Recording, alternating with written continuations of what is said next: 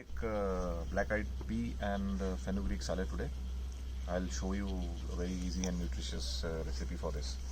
So for this we will be needing black-eyed peas, which we call it lobia also in Hindi, and we'll put some peas in the bowl. Onions we have just put inside the water so that it stays crispy. I have some fresh cocktail fruits here.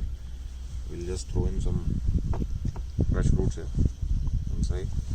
Then we'll add some prunes, which I have some figs with me.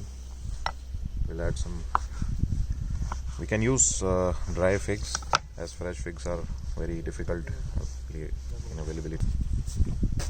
Some chopped chilies, some chopped coriander. I have some fresh fenugreek, so just will salt inside. Throw in some cumin powder, some chaat masala, little bit of red chili powder here, which I'm sure everybody must be having in their home. We'll just put some of this bhujia inside.